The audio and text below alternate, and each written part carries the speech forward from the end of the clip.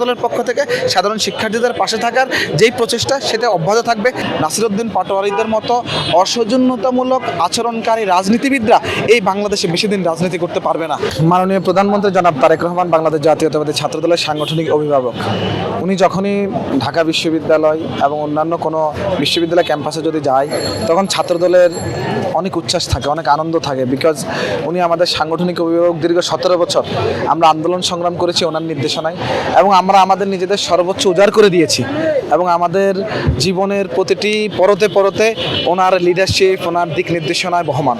এই কারণে আমরা উনি যখনই কোথাও যাই এই বিশ্ববিদ্যালয় ক্যাম্পাসগুলোতে প্রবেশ করে এবং ঢাকা বিশ্ববিদ্যালয় ক্যাম্পাসে আসে, এবার দ্বিতীয়বার এসেছে, এর আগেরবারও এসে, তখনও ছাত্রদল ওনার অতন্দ্র প্রহরীর মতো বিভিন্ন জায়গায় মানব প্রাচীর তৈরি করে দাঁড়িয়েছিল। ঠিক তেমনি এবারও ছাত্রদল ওনাকে উষ্ণ অভ্যর্থনার মাধ্যমে মানব প্রাচীর দাঁড় করিয়ে মানব প্রাচীরের মাধ্যমে ওনাকে আমরা স্বাগতম জানিয়েছিলাম।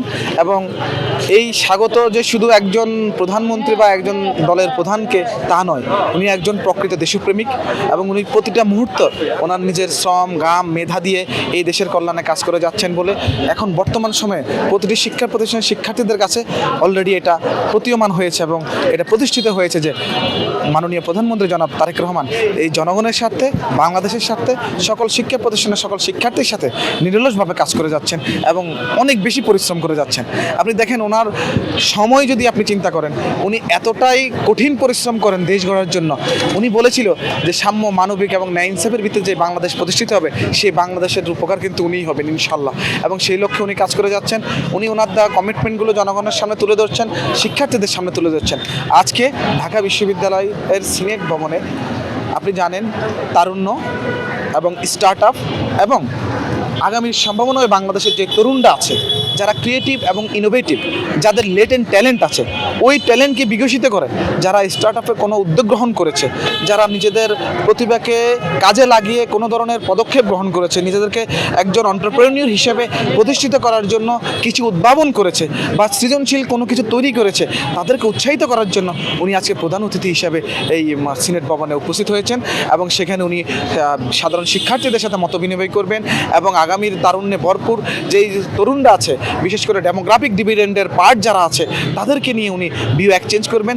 বাংলাদেশ একটা বদ্বীপ, এখানে এই দেশে প্রাকৃতিক দুর্যোগ হয়ে থাকে এবং এই দেশে সবচেয়ে বেশি নদীমাতৃক দেশ হিসেবে পরিচিত এবং এই দেশের নদী সংখ্যা অনেক বেশি এবং জলাবদ্ধতা স্বাভাবিক কারণে হয় এবং এই প্রাকৃতিক দুর্যোগের একটা অবস্থানে দাঁড়িয়ে বাংলাদেশের যে কোনো সময়, যে কোনো ধরনের, যে কোনো টাইমে যে কোনো ধরনের প্রাকৃতিক দুর্যোগ হতে পারে এবং এটা হবে এবং সেটাকে মোকাবেলা করার জন্য সরকার সদা প্রস্তুত থাকবে এবং বিভিন্ন, আপনি জানেন যে অলরেডি যেই 5 জেলায় ভালোভাবে চট্টগ্রাম ডিভিশনের যে 5 জেলায় বন্যা হয়েছে সেখানে কিন্তু অলরেডি পরীক্ষা, এসএসসি পরীক্ষার্থী যারা আছে তাদেরকে সেই জায়গা থেকে স্থগিত করা হয়েছে, কিন্তু অন্যদের অ্যাপ্লিকেশন ছিল বা শিক্ষামন্ত্রী কিন্তু আপনি চাইলে যে কোনো সিদ্ধান্ত গ্রহণ করতে পারে না।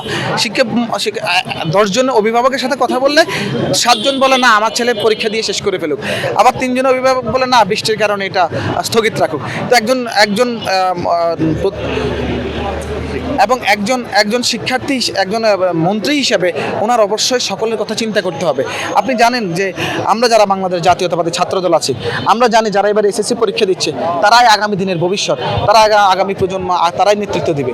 সুতরাং এই প্রজন্মের দিকে তাকিয়ে আমরা দেখেছি ছাত্রদল কিন্তু প্রেস বিজ্ঞপ্তির মাধ্যমে এই পরীক্ষা যেন স্থগিত করে সেটার একটা আবেদন প্রেস বিজ্ঞপ্তির মাধ্যমে জানিয়েছে।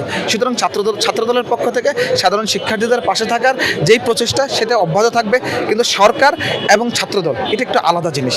সরকার একটা রাষ্ট্রের নিয়মকানুন মেনে চলে আর ছাত্রদল একটা সংগঠনের নিয়মকানুন মেনে চলে। সুতরাং ছাত্রদলের জায়গা থেকে শিক্ষার্থীদের অধিকার এবং শিক্ষার্থীদের সচেতনতামূলক এবং শিক্ষার্থীদের যে ন্যায্যতা সেটা নিয়ে ছাত্রদল কথা বলে এবং সেটার রিফ্লেকশন হিসেবে, সেটার প্রতিফলন হিসেবে একটা প্রেস বিজ্ঞপ্তি দিয়েছে।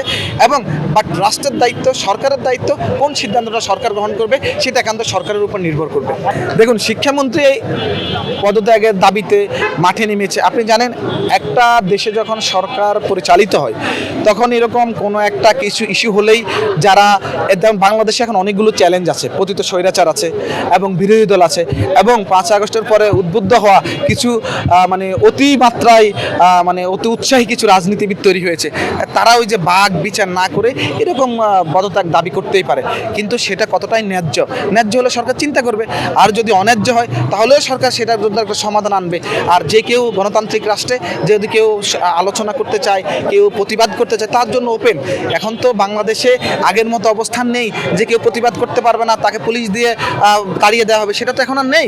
এখন হচ্ছে গণতান্ত্রিক রাষ্ট্রে এটা একটা গণতান্ত্রিক অধিকার, এটা তার রাইটস যে সে প্রতিবাদ করতে পারতেছে, সে একটা ডিমান্ড করতে পারতেছে, সে একটা দাবির সাথে আন্দোলন করতে পারতেছে। এটা চলতে থাকবে, এটা চলমান থাকবে। সরকার কোনটা যৌক্তিক কোনটা অযৌক্তিক সেটা বিবেচনা করে। যৌক্তিক হলে সরকার সিদ্ধান্ত ভালো দাবির পক্ষে সিদ্ধান্ত গ্রহণ করবে, অযৌক্তিক হলে তাদের সাথে বসিয়ে বুঝিয়ে মিটিং করে বুঝিয়ে বলবে এবং প্রেক্ষাপটগুলো এবং ফ্যাক্টরসগুলো অ্যানালাইসিস করবে। সুতরাং আমরা মনে করছি যে এই জায়গাটার মধ্যে সরকার অবশ্যই সচেতনতার সাথে কাজ করছে, এবং যারা দাবি করছে সেটা যদি যৌক্তিক দাবি হয় অবশ্যই সরকার সেটার দিকে লক্ষ্য রাখবে, আর যদি অযৌক্তিক দাবি হয় যারা দাবি করছে দাবিকারীদের সাথে বসে কোনো একটা সলিউশনে চলে আসবে শীঘ্র। বিশেষ করে 5 আগস্টের রাজনীতিতে কিছু উন্মাদের জন্ম হয়েছে, কিছু উন্মাদ যারা রাজনীতিকে উন্মাদনা হিসেবে নিয়েছে, যারা রাজনীতিকে পাগলামি হিসেবে নিয়েছে, রাজনীতিকে যে একটা শিষ্টাচার বোধ আছে, সৌজন্যতা বোধ আছে, রাজনীতির প্রতি যে মানুষের একটা কমিটমেন্ট আছে, সেই জিনিসটা নাই। তারা মনে করছে 5 আগস্টের পরবর্তীতে এসে তারা এই বাংলাদেশে ছাত্র আন্দোলনের সাথে সম্পৃক্ত ছিল দেখে তারা এখন রাজনীতি করতে পারছে, এরকম পাগলের মতো অনেক কথা বলে বেড়াচ্ছে। এবং আমরা এরকম আপনি যে প্রশ্নগুলো করেছেন, এই প্রশ্নগুলোতে একটা উন্মাদ হয়ে মানুষ যখন পাগলা গারদে থাকে তখন এই ধরনের মন্তব্য করে রাষ্ট্রপ্রধানের ব্যাপারে। একজন রাষ্ট্রপ্রধান তার সারা দেশের খবর রাখতে হবে, একদিকে বন্যা হচ্ছে, আরেকদিকে তার মানে আগের প্রিয়াজাইন যে কর্মসূচি সেটা, তো দুটাকেই উনি কপ আপ করছেন। এবং বন্যাতে আমাদের সকল নেতাকর্মীরা ওখানে উপস্থিত হয়েছেন এবং উনি ওনার পূর্ব নির্ধারিত কর্মসূচিতে গিয়েছেন। এখানে এই যে পাগলের উদ্ভব হওয়া, এই যে এটা রাজনীতির জন্য অশনি সংকেত। আগামীর রাজনীতির জন্য এই ধরনের পাগলদের জন্য মানুষ রাজনীতি থেকে আস্থা হারিয়ে ফেলবে।